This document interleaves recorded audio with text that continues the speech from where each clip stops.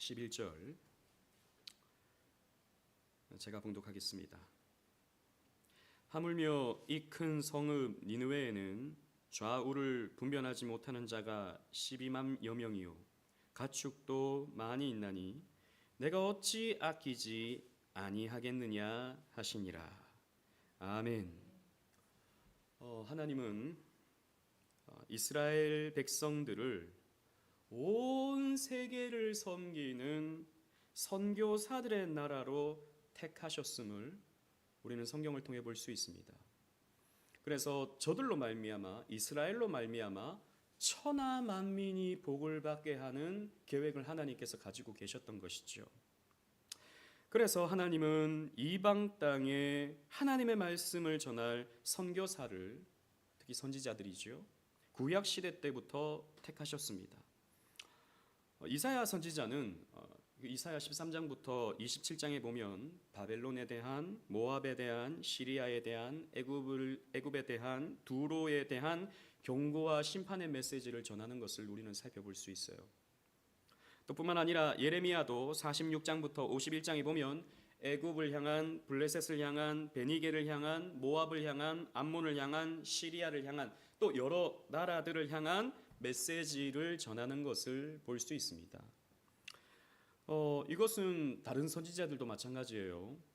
에스겔, 다니엘, 오바댜, 나훔 이런 선지자들도 이방에 대한 메시지를 전하는 것을 우리는 살펴볼 수 있습니다. 하나님은요 결코 이스라엘 민족만 구원받기를 원하지 않으셨어요. 온 세계가 하나님 섬기기를 원하셨던 것이죠. 이렇게 이방 나라의 복음을 전한 구약 선지자 가운데 가장 유명한 선지자가 오늘 우리가 살펴보는 요나일 것입니다. 요나서는 가장 흥미로운 선지서 중에 하나이죠.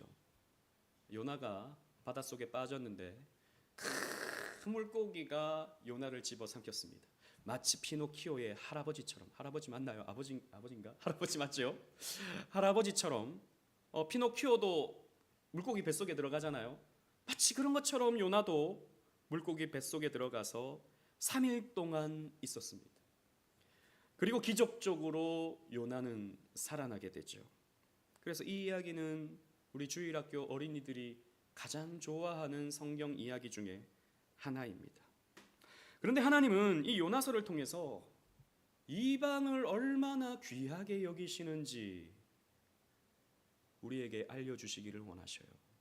우리는 그 이야기를 그저 흥미로운 성경 이야기로만 받아들일 것이 아니라 메시지를 발견해야 되죠. 하나님의 시선은 이 가나안 땅에 있는 이스라엘 백성들만이 아니라 온 세계를 향하고 있다라고 하는 것을 알려주시는 것입니다. 당시에 이스라엘은 교만했거든요. 당시에 이스라엘 백성들은요 교만했습니다. 우리만 구원받는다고 생각했습니다. 우리만 선택받은 백성이라고 생각했고, 이방 나라는 우상을 숭배하고 있으니까 멸망당에 마땅한 악인들이라고 생각했던 것이죠. 그것이 교만이었습니다. 하나님은 그렇게 생각하기를 원하지 않으셨어요. 그런데 오늘날도 좀 마찬가지인 것 같아요. 오늘날 교회들도, 그리스도인들도 그저 우리들끼리만 신앙생활하는 것으로 만족하는 경우가 너무 많은 것 같아요. 요즘에 전도 안 되니까. 요즘에 나가봐도 사람들이 전도지 받지도 않고, 옛날에는 잘 봤던 세상 사람들도 요즘에는 이렇게 막 색안경을 끼고 전도하는 이상한 사람 이렇게 보면서 하니까 교회들마다 전도하는 게 좀 부담스러운 그런 시대가 되었죠. 그러다 보니까 교회가 점점 우리들만 모여서 우리들끼리만 교제하고 우리들끼리만 예배하고 이렇게 되어가는 것 같습니다. 그런데 하나님은 그렇지 않죠. 하나님의 시선은 저 불신자들을 향해져 있습니다. 누가 나를 위하여 저들에게 갈고? 라고 주님께서 말씀하시는 겁니다. 그러나 요나는 그 주님의 부르심을 받았지만, 이방 땅에 복음을 전하라는 부르심을 받았지만 주저했습니다. 우리가 잘 아는 것처럼 요나는요 주저하는 선지자였어요. 시원하게 가지 않습니다. 우리는 구약의 선지자 그러면 언제나 순종하고 언제나 믿음으로 나아가는 사람들이라고 생각하지만 성경은 그렇게 선지자들을 설명하고 있지 않아요. 하박국 선지자는 회의하는 선지자였습니다. 고민이 많았어요. 하나님의 뜻이 뭔가. 요나는 고민 정도가 아니라 하나님 앞에 반항했던 선지자입니다. 하나님께 순종하기를, 선교하러 나가기를 주저하는 선지자였던 것이죠. 그래서 요나 이야기는 사실 그런 주저하는, 반항하는 그 요나를 꺾으시는 하나님에 대한 이야기입니다. 여러분, 아무리 인간이 고집이 세다 하더라도 하나님만 못합니다. 하나님의 고집은 그 누구도 꺾지 못하죠. 박영성 목사님이 하나님의 열심이라는 책을 쓰시면서 하나님의 고집을 그 누구도 꺾을 수 없는데 그분은 영원하신 하나님이시기 때문이다 라고 했어요. 아주 재밌는 표현이죠. 하나님은 영원하신 하나님이세요. 하나님은 한번 뜻을 정하면 그 뜻이 영원하셔요. 그러므로 하나님은요, 인간의 고집을 꺾고 가실 수밖에 없으시죠.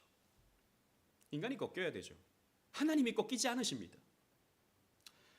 제가 월요일, 화요일, 오늘까지인데 원래는 제 시간이 월요일 저녁이었으니까, 오후였으니까 어제 돌아왔는데요. 이제 개척을 준비하는 한 20여 명의 목사님 부부가 다 참석을 해야 돼요. 그러니까 목사님은 한 12분 정도, 사모님까지 다 해서 한 22명 정도, 딱 요만한 호텔 세미나실에서 이렇게 세미나를 진행을 했는데요. 제가 제 이야기를 좀 했죠. 제가 왜 개척을 했는지. 사실 저는 개척을 해야겠다. 막 신학교 때부터 개척을 해야겠다. 물론 말은 그렇게 했지만 주저했던 목사였습니다. 저도 주저하는 목사였죠. 저는 사실 하나님이 그렇게 이끄셨던 것 같아요. 어릴 때부터 다녔던 교회가 개척교회니까. 교회라고 처음 가봤는데 이거 한 반만한 상가에 시작하는 교회였으니까. 근데 그때는 애들이 바글바글했어요. 이 조그만 그 예배당이었지만 애들이 바글바글했어요. 여러분 성경학교 하면 막 과자 하나 얻어 먹으려고 막 바글바글했다고요. 아무튼 그런 교회에 처음 나가서 그 교회에서 20년 동안 신앙생활했죠. 그 교회에서 열심히 해가지고 코가 끼어가지고 목사님이 하라는 거 다 하고 목사님 안 하는 건 제가 다 했어요. 대학생 때는 사람들이 저 부교육자처럼 생각했습니다. 대학생 때도 찬양 인도하고 목사님 안 계시면 제가 오후에 기도회식으로 이렇게 인도하고 그랬거든. 대학생 때부터. 그때부터 좀 훈련을 시켰던 것 같아요. 주보 만들고 현수막 만들고 행사 준비하고 행사 답사가고 다 했어요. 훈련을 시켜 놓으신 것 같아요. 그런데 제가 이제 서울로 경양교회로 간 거죠. 여러분 경양교회 간 여러 가지 이유가 있는데 사실 경양교회 있잖아요. 그때 당시는 교단에 교회들이 좀 많았기 때문에 경양교회는 교단에서 또 제일 큰 교회였기 때문에 거기에서 좀 눌러 앉아 있으면 청빙받아 갈 수 있어요. 너무 큰 교회는 아닐 수 있지만 그래도 어느 정도의 교회들은 청빙받아 갈 수 있잖아요. 저는 목사님이 고생하는 걸 너무 많이 봐가지고 개척하면서 진짜 가난하셨거든요. 저는 제 목교회 목사님하고 비하면 황제같이 삽니다. 진짜 고생 많이 하셨어요. 겨울에는 참 우풍이 부니까 애들이 얼굴이 농사에 걸려요. 겨울에는 애들이 볼이 빨개, 입술 주변이 빨개요. 그랬었어요. 처음에는 예배당 한 켠에 그냥 사택 이렇게 마련해 놓으시고 거기서 사셨고 그런 걸 보니까 개척 그러면 부담스러운 거죠. 제 안에 그렇게 산다 생각해 보십시오. 어우 미안한 마음이 들 것 같아요. 그래서 경양교회 오랫동안 좀 말 잘 듣고 이렇게 있으면 보내주니까 그래야겠다 생각했는데 웬걸요? 그때 경양교회 사태가 터져버렸네. 그래서 많은 교회들이 어쨌든 갈라져 버렸네. 갈 교회가 없어져 버린 거예요. 갈 교회가.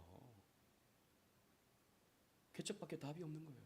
저 신학교 때도 그런 훈련을 계속 받았거든요. 개척해야 된다. 개척해야 된다. 예, 교수님들이 물어봐요. 앞으로 자네는 어떻게 사역할 것인가? 우리 신학교는 답이 하나였어요. 개척입니다. 다른 말 하잖아요. 유학 갈 겁니다. 그러면 찍혀요. 건방진 전도사 이러면서 뭐 다른 거 얘기하잖아요. 그럼 찍혀요.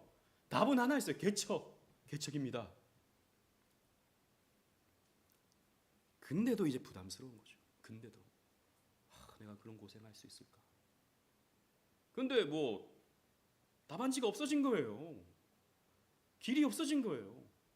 게다가 제가 경양교회 대학부를 맡았는데 대학부는요 사실 부교육자 중에 제일 좀 잘하는 사람이 갑니다. 제가 좀 어깨가 올라갔어요. 그래서 인정받고 그런 게 있었어요. 근데 제가 좀 이렇게 말한 게 교회를 위해서 좀 건의하고 말했던 것들이 있는데 그게 약간 좀 야당 기질로 좀 보였나 봐요. 반항하는 것처럼. 좀 컸더니 좀 세워졌더니 교만해졌네. 이렇게 좀 보기 시작하더라고요. 제가 교단 쪽으로도 좀 다르게 좀 이렇게 하셔야 된다. 좀 건의를 좀 드렸던 게 있었는데 제가 또 대외적인 활동을 했기 때문에 전국 SFC 간사를 또 했기 때문에 여러 목사님들을 만나니까 그분들의 이야기를 좀 전했는데 이게 웬걸 이게 속된 말로 찍혀버린 거예요. 그래서 제가 오늘 간증이 이거 해야 되는데 그래서 제가 보니까 좀 위태위태해요. 제가 게다가 대학부 그만하고 교구 사역을 하라는 거예요. 이건 제가 쌓인 것 같았습니다. 저는 교구 사역이 별로 하고 싶지 않았어요. 돌아다니면서 밥 먹어야 되고 게다가 대학부에서는 학생들하고 교리 가르치고 좀 체계적인 설교하고 이렇게 됐는데 이 신방 사역은 대부분 이제 권사님들 이런 분들 찾아다니면서 축복해주고 이게 다잖아요. 물론 그것도 귀하고 너무 소중한 사역인데 이제 더 이상 너무 많이 했어요. 저도 강도사 때 너무 많이 했고 하고 싶지가 않은 거예요. 답은 하나였어요. 개척이에요. 개척.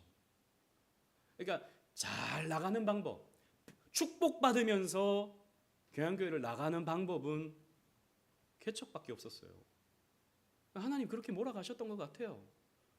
너 어릴 때부터 내가 너 개척 훈련 시켰는데 어릴 때부터 또 신학교 때부터 너 개척해야 된다고 그 신학교 보내가지고 훈련시켜 놨는데 또 제가 어떻게 다른 말을 할 수 있습니까? 대학생들도 저보고 목사님 앞으로 어떤 계획을 가지고 계셔요? 그러면 저는 고리타분한 개혁주의 교회 할 거라고, 개혁주의 교회 개척할 거라고 제가 시도 때도 없이 그런 말 했는데 그럼 그렇게 해야지.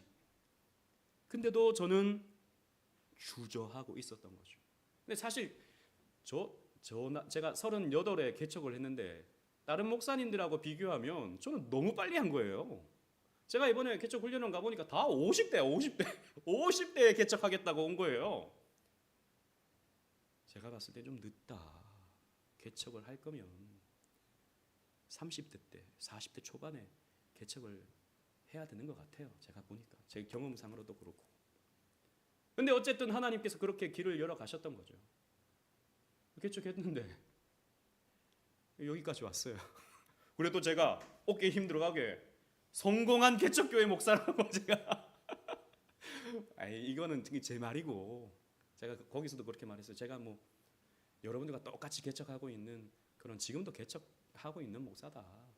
그러면서 제 이야기를 쭉 했죠. 제가 말씀드리고 싶은 것은 이겁니다. 우리가 아무리 주저해도 하나님의 뜻이 있으면 그렇게 된다는 겁니다. 그러니까 사실은 우리가 아무리 반항을 해도 아무리 노라고 외쳐도 고집스러우신 하나님, 좋게 표현하면 주권의 하나님을 우리는 거스를 수 없다라는 거예요. 하나님께서 요나를 부르십니다. 첫 번째 부르셔요. 반항합니다. 고생합니다. 두 번째 부르시죠. 이번에도 순종은 하는데 어영부영합니다. 그런데 거기에서 하나님의 뜻이 드러나게 되는 것이죠. 이 이야기를 통해서 이런 요나의 주저하는 믿음과 그런 믿음을 통해서 하나님이 나타내시는 영광은 또 어떻게 드러나는지 함께 말씀을 상고하며 은혜를 나눠보고자 합니다. 첫 번째 선교의 부르심을 먼저 살펴보겠습니다. 1절, 2절, 제가 1절을 읽고 2절 우리 다 같이 한번 읽어볼게요. 여호와의 말씀이 아미떼의 아들 요나에게 임하니라. 이르시되 시작. 너는 일어나 저 큰 성읍 니느웨로 가서 그것을 향하여 외치라. 그 악독이 내 앞에 상달되었음이니라 하시니라. 아멘. 요나가 아미떼의 아들이다라고 표현되어 있지만 사실 아미떼가 누군지 잘 몰라요. 그런 역사적 배경은 오늘날까지 전해지지 않고 있습니다. 분명한 것은 그는 이스라엘 북왕국, 북이스라엘의 땅의 회복을 예언했던 선지자였다는 거예요. 역사 기록에 단 한 줄이 있는데요. 열왕기하 14장 25절 말씀을 보십시오. 다 같이 한번 읽도록 하겠습니다. 시작. 이스라엘의 하나님 여호와께서 그의 종 가드 헤벨의 아벳대의 아들 선지자 요나를 통하여 하신 말씀과 같이 여로보암이 이스라엘 영토를 회복하되 하맛 어귀에서부터 아라바 과다까지 하였으니 아멘. 북이스라엘의 땅이 이만큼 넓어지게 될 것이다 라고 하는 것을 이 요나가 예언한 적이 있었는데 그 예언이 이렇게 성취되었다라고 하는 것을 이 열왕기 하에 한 줄로 요나에 대해서 설명해 주고 있어요. 다른 설명은 전혀 없습니다. 여로보암 2세 때 이 예언이 성취되었던 것이죠. 역사적 배경을 대충 보면 기원전 790년경에 요나가 이런 말씀을 전했으니까 그렇다면 동시대의 선지자였던 엘리사를 알았을 것이라고 추측은 됩니다. 그 엘리사가 선지자 제자들을 양성하거든요. 그러니까 그 엘리사의 제자 중에 아마도 요나가 있지 않았을까 추측할 뿐이지만 정확하지는 않습니다. 아무튼 이 요나 시대에 북이스라엘이 번성하는 듯 했지만 또 어떻게 됩니까? 아수르가 북이스라엘을 공격해 오고 있는 그런 상황이었습니다. 끊임없이 게릴라성 공격을 북이스라엘에게 쏟아붓던 아수르였습니다. 당시 아수르는 이 근동 지역에서 가장 강력한 신흥 국가였습니다. 그러니까 북이스라엘 이 작은 나라가 아수르의 공격을 방어하기가 쉽지 않았던 것이죠.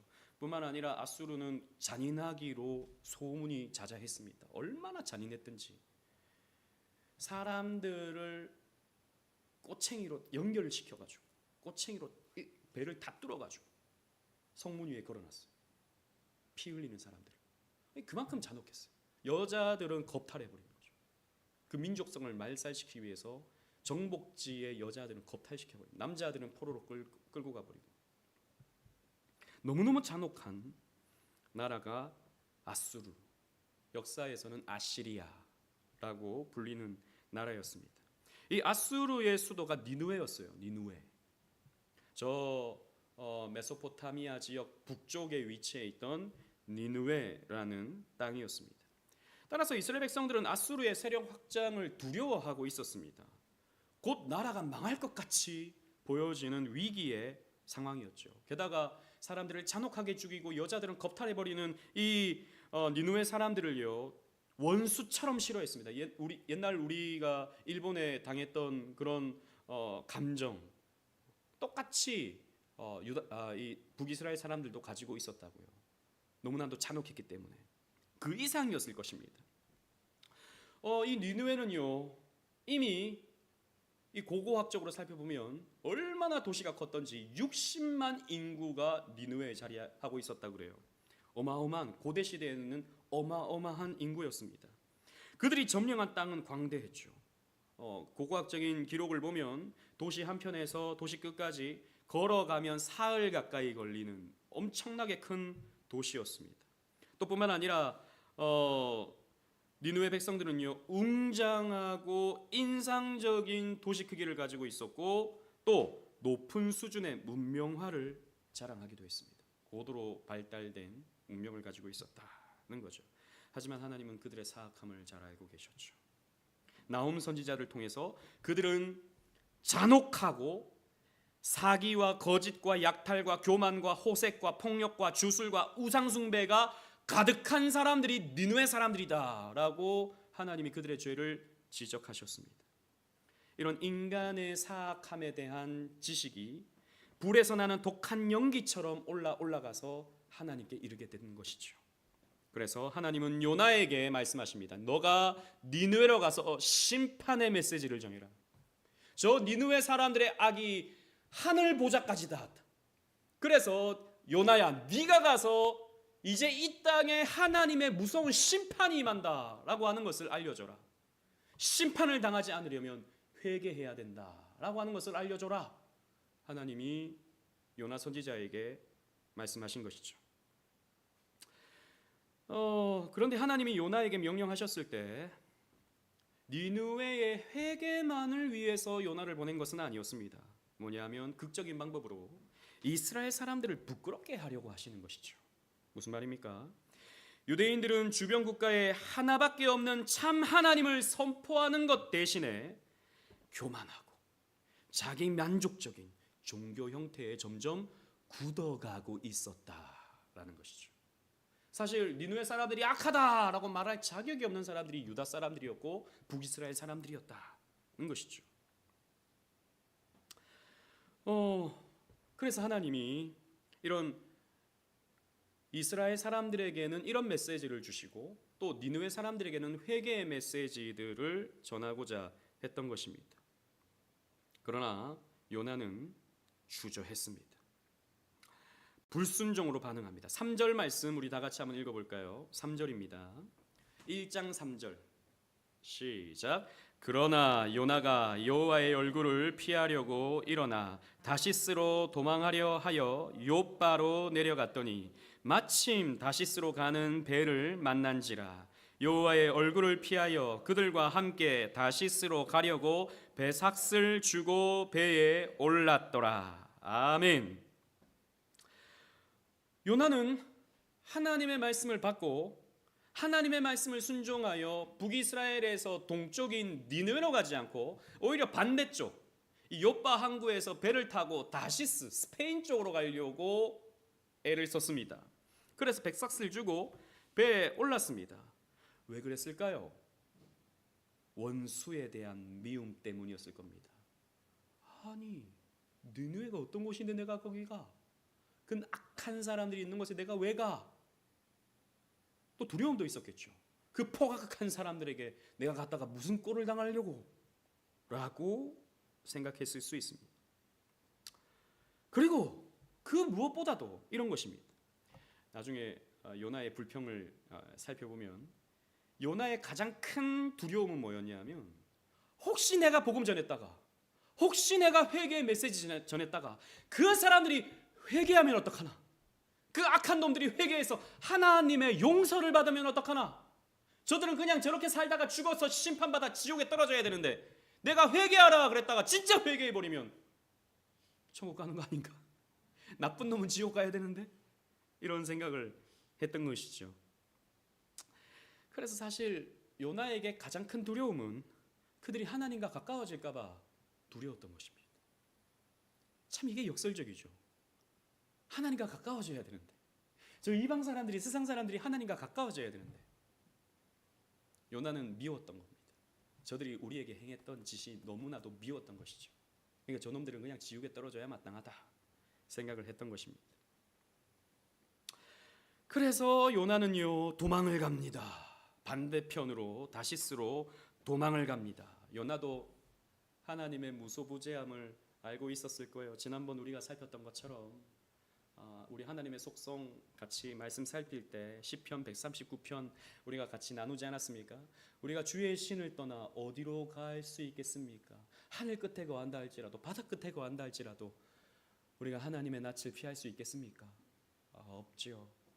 요나도 알고 있었을 것입니다. 하지만 요나는 이렇게 생각했을 거예요. 내가 이렇게 하나님께 항명하면 물론 하나님이 어디나 계시지만 내가 하나님의 뜻에 거부를 하고 항명을 하면 하나님도 어떻게 뭐 취소하시겠지 뭐, 마음이 좀 바뀌시겠지 뭐 라고 생각했는지 모르겠습니다. 그런데 우리가 잘 아는 것처럼 이 반항은 성공하지 못했습니다. 누가 하나님의 거룩한 뜻을 거스를 수 있겠습니까? 다시스로 가는 배를 타고 가니까 하나님이 어떻게 하십니까? 지중해, 그 넓은 지중해를 흔들어 버리십니다. 파도가 치고 풍랑이 일어서 배가 거의 뒤집힐 것 같은 그런 상황을 만나고 있습니다. 요나는 배의 가장 깊숙한 곳으로 내려가서 난 모른다, 난 신경 쓰지 않는다 생각하면서 내려가서 잠을 자고 있었어요. 근데 위에서는 난리가 난 겁니다. 그래서 이방인 선장이 찾다가 요나를 찾습니다. 뭐라고 말하죠? 6절 말씀 우리 다 같이 한번 읽어보겠습니다. 1장 6절입니다. 시작. 선장이 그에게 가서 이르되 자는 자여 어찌함이냐, 일어나서 내 하나님께 구하라. 혹시 하나님이 우리를 생각하사 망하지 아니하게 하시리라 하니라. 아멘. 불신자가, 이방인이 요나한테 이렇게 말합니다. 이 자는 놈아, 너 뭐하고 있냐? 네가 믿는 하나님 앞에 기도해야 될 거 아니냐? 왜 잠이나, 죄송합니다 이런 표현, 처자고 있냐? 이러는 거죠. 네가 지금 잘 상황이냐? 네가 믿는 하나님한테 좀 구해나 봐라. 보세요, 이방인에게 꾸짖음을 당합니다. 기도하라고 믿는 사람이 아닌 이방인들이 꾸짖고 있는 거예요. 여러분, 오늘날 이 시대를 보십시오. 오늘날 이 시대 사람들이 교회를 꾸짖고 있습니다. 우리가 이 세상의 혼란함과 이 세상의 시끄러움을 피하기 위해서 우리끼리 모여가지고 저 배 밑에서 우리는 모른다, 귀 막고 이러면서 우리끼리 잘하고 있다, 우리끼리 기도하고 있다, 우리끼리 말씀 나누고 있다 하고 있으니까 세상 사람들이 열이 나는 거예요. 니들이 기도해야지, 니들이 세상을 섬겨줘야지, 니들이 이런 어지러운 세상 속에서 빛이 되어주고 답이 되어줘야지 뭐하고 있냐? 그러니까 오늘날 교회를 향해서, 믿는 사람들을 향해서 비난하고 조소하고 화를 내고 있는 것입니다. 우리는요, 무조건 그런 세상의 어떤 공격을요, 몰라서 저래 이렇게 할 게 아닙니다. 우리를 돌아봐야 돼. 내가 지금 자고 있는 것은 아닌지, 우리가 지금 잠들어 있는 것은 아닌지, 우리가 믿는 자로서 역할을 하고 있지 않아서 그런 것은 아닌지 생각해 봐야 되는 것이죠. 그랬더니 어떻게 됩니까? 이 말을 듣고 요나가 생각합니다. 이거 나 때문입니다. 이거 진짜 내가 잘못해서 그런 겁니다. 나를 바닷속에 빠뜨리십시오. 굉장히, 사실 여러분, 하나님이 요나를 죽이면 내가 이 풍랑을 그치겠다, 이런 하나님입니까? 아니에요. 하나님은 인신제사를 받으시는 하나님이 아닙니다. 누구의 피를 누가 죽어야 그냥 화가 풀어지시는 그런 하나님이 아니세요. 그죠? 물론 우리가 예수 그리스도의 십자가, 이건 하나님의 공의를 만족하기 위한 것이고, 이런 하나님이 흔드시는 것은 사실 요나 보고 회개하라고 주신 거잖아요. 요나 죽으라고 하는 게 아니지 않습니까? 이 요나는요, 그래 끝까지 반항합니다. 날 그냥 바다에 빠뜨리십시오. 난 죽어도 나는 니느웨는 못 가니까 날 그냥 바다에 빠뜨리십시오. 이것도 반항이에요. 요나는 알잖아요. 니느웨, 너 지금 다시스로 가는 게 아니고 니느웨로 가야 돼. 파도를 치게 하시는데 나 빠뜨려줘 죽을 거예요. 이건 반항 중에 반항이죠. 어쨌든 요나는요, 차가운 바닷속으로 던져졌습니다. 그는 이제 죽었어요. 죽는 상황이 된 겁니다. 그런데 하나님은 요나를 내버려 두지 않으십니다. 17절 말씀 다 같이 읽겠습니다. 시작. 여호와께서 이미 큰 물고기를 예비하사 요나를 삼키게 하셨으므로 요나가 밤낮 3일을 물고기 뱃속에 있느니라. 큰 물고기가 요나가 바닷속에 빠지자마자 집어 삼켜버렸습니다. 그래서 요나는 살게 된 거죠. 그 뱃속에서 요나는 깨닫습니다. 무엇을 깨닫습니까? 첫째, 하나님의 주권을 깊이 깨닫습니다. 내가 하나님을 거스를 수가 없구나. 하나님은 파도를 일으키시고 큰 물고기를 준비하셔서 나를 끌고 가시는 주권의 하나님이시구나 라고 하는 것을 깨닫게 됩니다. 누가복음 15장에 보면 탕자처럼 하나님께서 일어났던 모든 상황에 계셨다는 것과, 즉 지중해로 가는 배에도 하나님 계시고 그분의 권위에 순종해야 된다라고 하는 것을 요나는 깨달았던 것이죠. 또 두 번째로 요나가 깨달은 것은 하나님의 용서와 하나님의 능력을 깨달았다는 것입니다. 사실 이 정도 했으면 그래 너 죽어라 이럴 것도 같은데 하나님은 요나를 죽이지 않으시고 큰 물고기를 예비하셔서 큰 물고기로 하여금 요나가 살도록 역사해 주셨다는 거죠. 이건 무엇입니까? 용서해 주시는 거예요. 여러분, 하나님은 우리 용서하십니다. 우리가 반항해도, 우리가 주저해도, 우리가 하나님의 뜻을 거스를 때가 얼마나 많습니까? 만약 하나님이 그 족족 우리를 벌하시고 우리를 심판하신다면, 그죠? 몸이 성한 사람 한 사람도 없을 거예요. 이렇게 치시고 저렇게 치시고 이렇게 치시면, 우리의 죄에 따라서 하나님이 그때그때마다 우리를 치시면 우리 남아날 사람이 없습니다. 근데 하나님은 용서하시죠. 하나님은 기다리십니다. 그래서 하나님은 용서와 당신의 능력을 요나에게 보여주심으로 말미암아 요나는 깨닫습니다. 2장 9절에 이렇게 요나는 고백을 하게 되는 것이죠. 다 같이 읽겠습니다. 시작. 나는 감사하는 목소리로 주께 제사를 드리며 나의 서원을 주께 갚겠나이다. 구원은 여호와께 속하였나이다 하니라. 아멘. 하나님이 요구하시는 자리가 바로 이 고백의 자리인 것이죠. 하나님은요, 우리를 여기까지 끌고 가십니다. 우리가 아무리 반항해도 우리 입에서 이 말이 나오기를 하나님께서는 기다리고 계시는 것이고 여기 자리까지 우리를 끌고 가십니다. 그래서 하나님 앞에 예배하는 것이, 하나님 앞에 서원을 갚는 것이 나에게 있어서 가장 큰 복이구나 라고 하는 것을 고백하도록 만들어 가십니다. 아무리 반항해 보십시오. 한번 반항해 보세요, 여러분. 하나님 앞에. 이 말 진짜 듣지 마시고 진짜로 그럼 나도 한번 반항해 봐야겠다 하지 마시고, 근데 반항해 보세요. 반항이 되는가? 안 됩니다.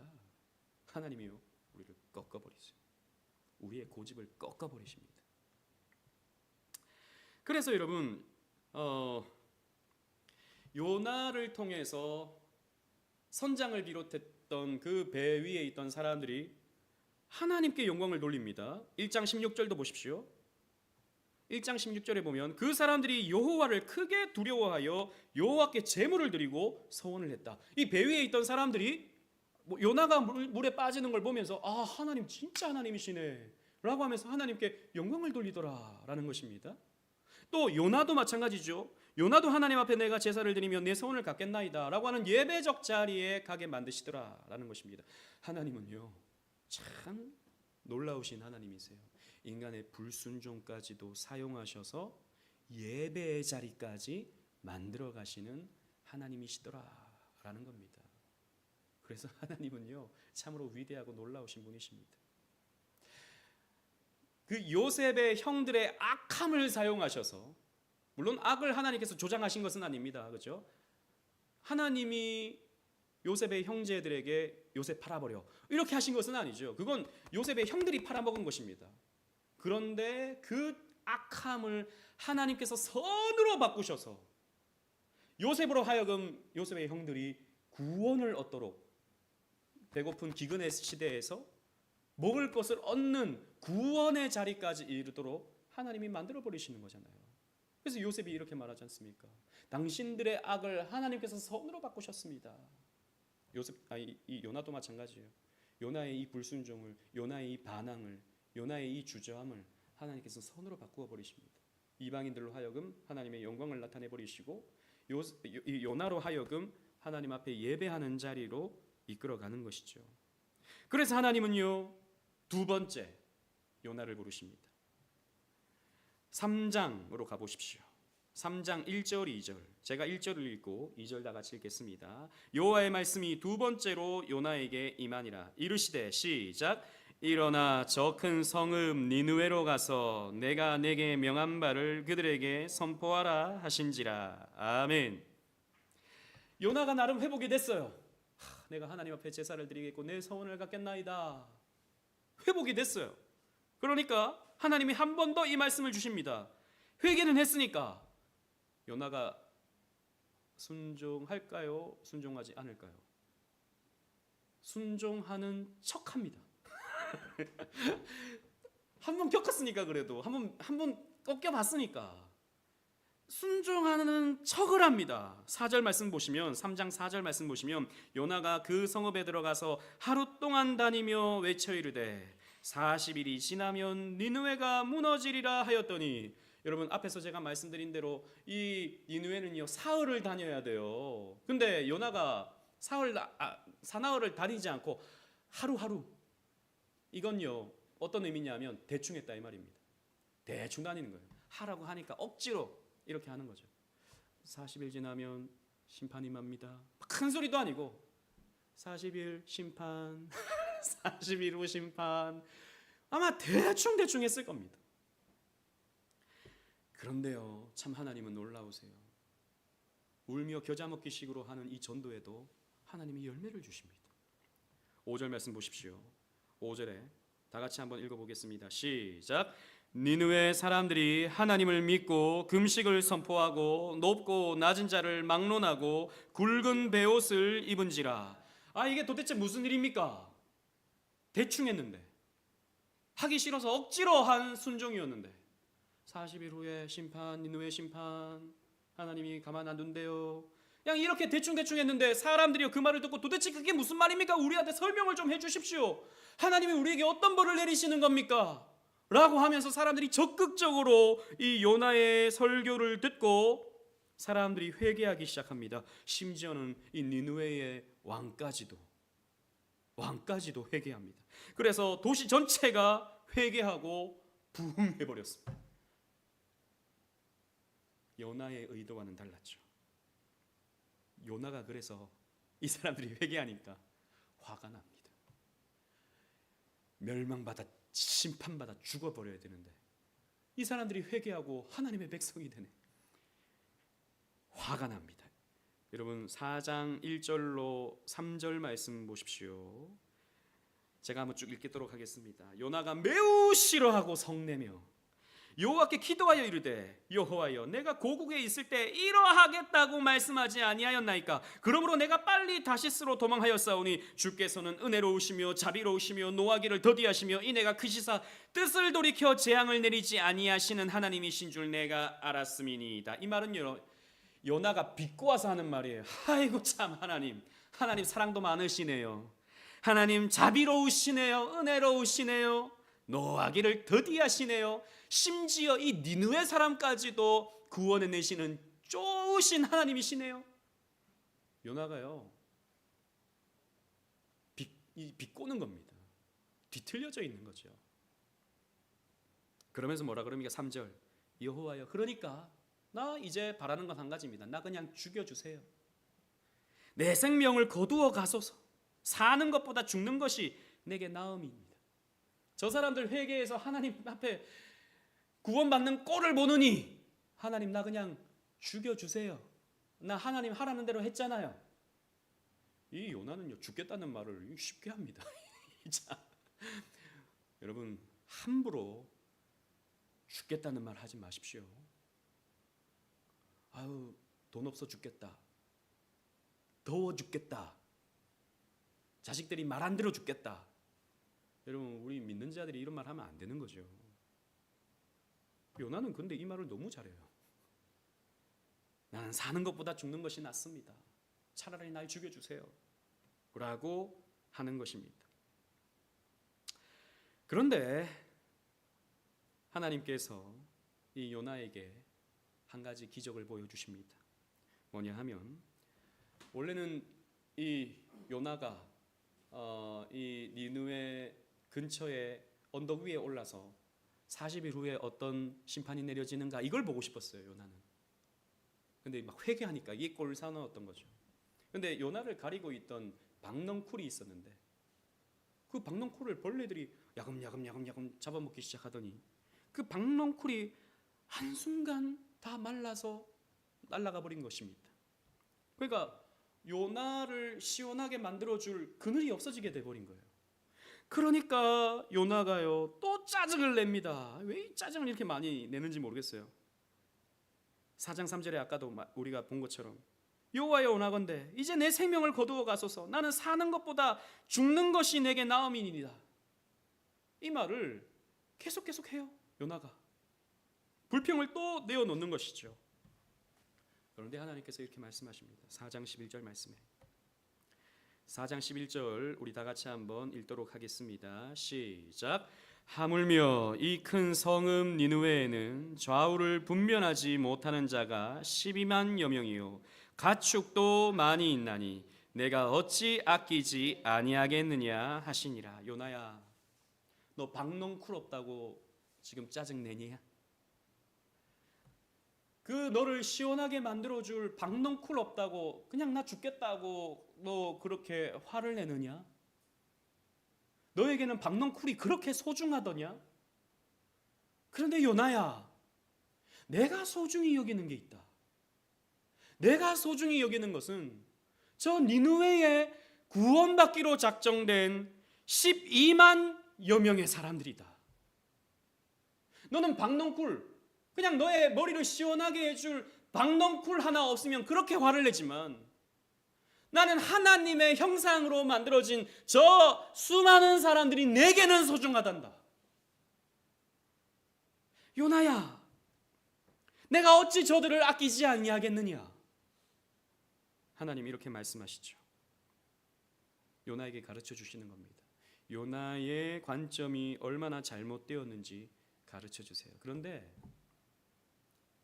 저 같으면 이런 요나 선지자, 야, 너 필요 없어, 가.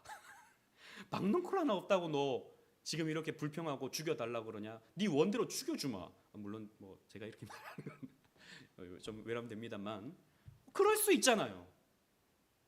그런데 하나님은 그렇게 하지 않으신다라는 겁니다. 설명하시죠. 하나님은요 이 요나를 설득하십니다. 하나님이 요나를 믿음의 자리까지 이끌어 가시는 과정 속에는 어떤 하나님의 어떤 강압적인, 하나님의 어떤 폭력적인 이런 방법을 하나님께서 사용하지 않으세요. 그죠? 하나님께서는 요나를 위해서 큰 물고기를 준비하셨고 요나에게 왜 내가 이 백성을 소중히 여기시는지 가르쳐 주시고 설득해 주시는 하나님이십니다. 여러분 오해하지 마세요. 아, 하나님의 뜻이 이거였는데 내가 순종하지 않아서 이 사고가 터졌구나. 내가 이렇게 사고를 당했구나. 뭐 그런 간증들 가끔씩 들어보잖아요. 하나님의 뜻이 그거였는데 내가 그거 순종하지 않았더니 하나님이 교통사고를 내셔가지고 내가 그때 천부여 의지 없어서 손들고 옵니다 그랬다고. 물론 여러분 어떤 극적인 상황 속에서 그런 간증이 다 가짜라는 것은 아니지만 하나님은요 그런 폭력적인 하나님이 아니십니다. 우리를 막 두드려 패가지고 다리몽댕이 분질러가지고 우리를 설득해 가시는 그런 하나님이 아니세요. 우리를 꺾어 가시는 그런 하나님이 아니세요. 우리에게 설득하십니다. 말씀으로 설득하십니다. 우리에게 부드러운 마음을 주시고 우리를 그렇게 믿음의 자리까지 이끌어 가시는 하나님이십니다.